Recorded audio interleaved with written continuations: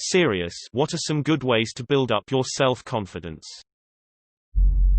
Going to the gym helped me tremendously with my self-confidence and depression, to the point where I don't take depression meds anymore. Weightlifting in particular has helped me take control of my body and self-image.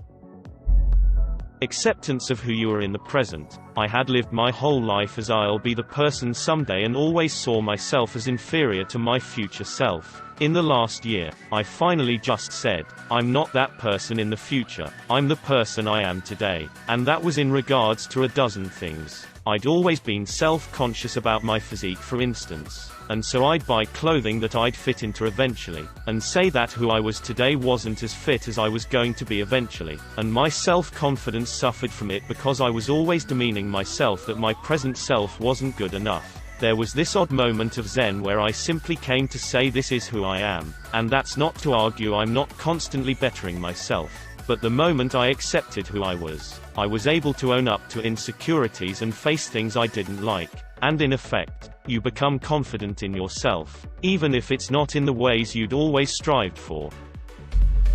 Learning a new skill, then getting decently good at it such that people come to you for help. Mine is building and repair, for instance. I'm not a professional, but I can think outside the box, and that's helpful or impressive to people who can't. For me, it isn't other people's opinions that matter nearly as much as the feeling of being useful. Otherwise, just drill into your mind constantly that you are worthy, you are important, you are a perfectly valid human being who deserves to be happy and feel confident. If you mean as far as social interaction, I have severe social anxiety and I've totally overcome it. The secret: force yourself to accept that no one is better than you. They might be more successful, or attractive, or whatever, but they're just a human, and you're just a human. I use that baseline for every single interaction I have.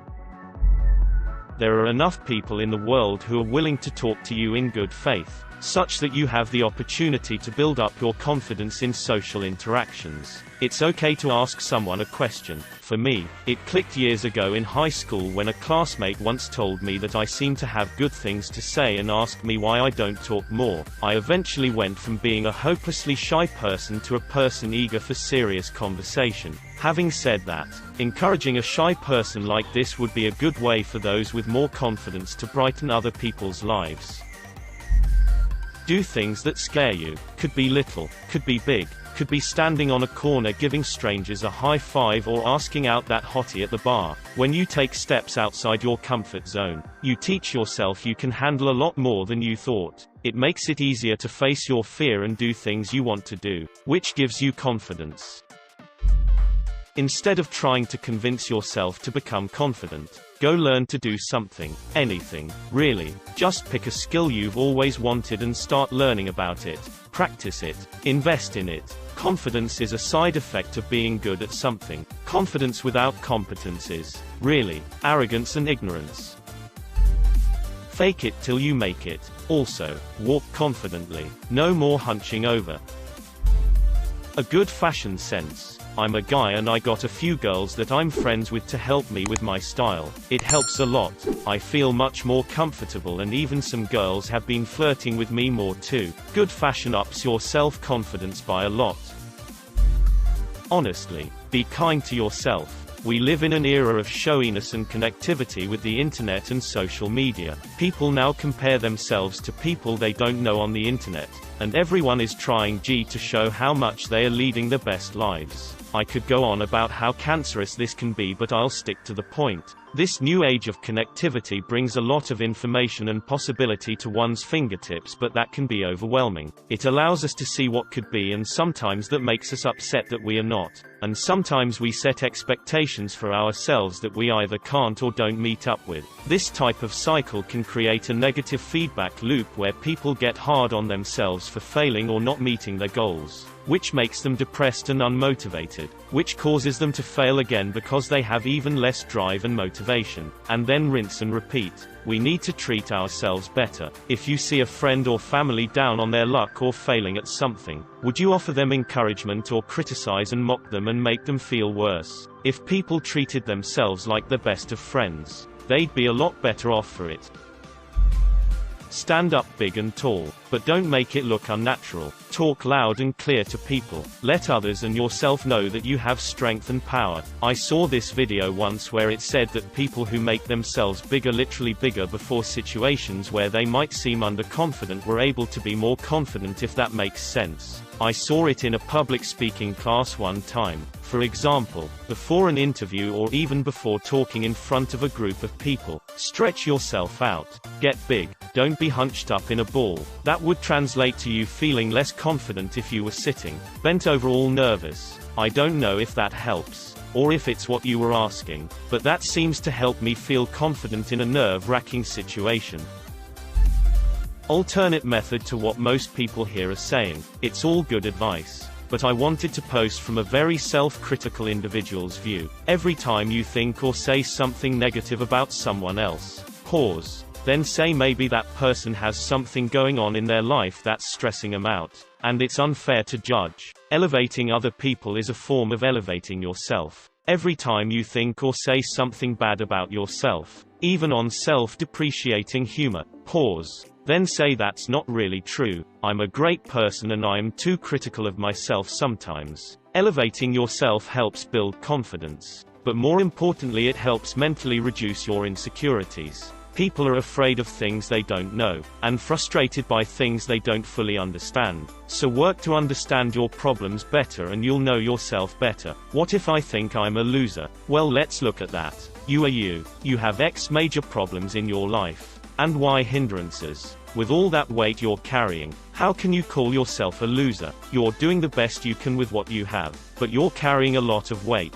So what can you do to reduce some of it? Take your minor hindrances, list them out, break them down into 5 portions, and circle the worst portion of each problem. Tonight, take an hour to make progress on those portions. Even if that progress is just taking the time to think about them. What are they? What caused them? What do you have now? And what do you need to resolve them? Why? The majority of every problem you'll face in life can begin to be understood by asking, what do I have? What do I need? And why? Then followed up, how do I best achieve my goal? But you'll never know how to go about achieving your goals if you don't account for what you have, what you need, and why you need it. Once you start removing that weight, the world becomes a lighter place. Not every weight is easily removed, and often you'll realize you need to make sacrifices. Just a tip: the realest sacrifice you'll need to make is the weight that others put on you. If you can understand why and follow through, then everything else is a walk in the park. Keeping a clean room. I've heard the saying that a room is reflective of how cluttered your mind is. I find this to be true, and coming home to a clean room makes me feel like my life just a little more on track. It sounds dumb, but I tell myself I love you every night. It helps defeat the negative talk, and if I love me, others definitely can. 2 things to consider in this question. 1. The eyeball test. Everyone makes decisions upon what they see at surface value. This is why being in shape, keeping up hygiene, and keeping clean in general is an important step. Dress for success. 2. Practice. Nothing is worse than freezing up in a moment where you need to be calm the most, whether it be to yourself in the mirror, to your friends, family, or fellow students or co-workers. Practice takes time and discipline. Try new things. You'll build confidence as you gain skills or as your interests grow. It seems counterintuitive because you have to take a risk with new things, but each step of progress will make a difference in your outlook. Take pride in your appearance. Buy clothes that fit you and that are fashionable. Get a haircut that complements your facial structure. Stand up straight with your shoulders back. Take care of your personal hygiene. 1. Exercise. 2. Eat right. 3. Therapy. 4. Affirmations. Tell yourself that you believe in yourself and your capabilities several times a day. 5. Practice what you want to get good at. Start small, and build. 6. Get comfortable at spending time alone. 7. Travel. Personally exercise. Look good. Feel good. Helped my confidence shoot through the roof. I started at 18 and I'm 26 still going. As a pretty confident guy, I've always had friends ask me what tips and tricks I have to help boost their confidence. And I always find myself saying the same thing. Give a f about not giving a f.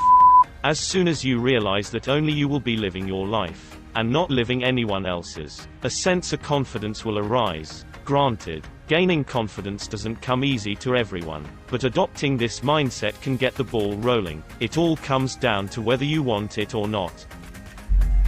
Volunteering. I honestly can't recommend volunteering enough. If anyone is able to and has the spare time, do it.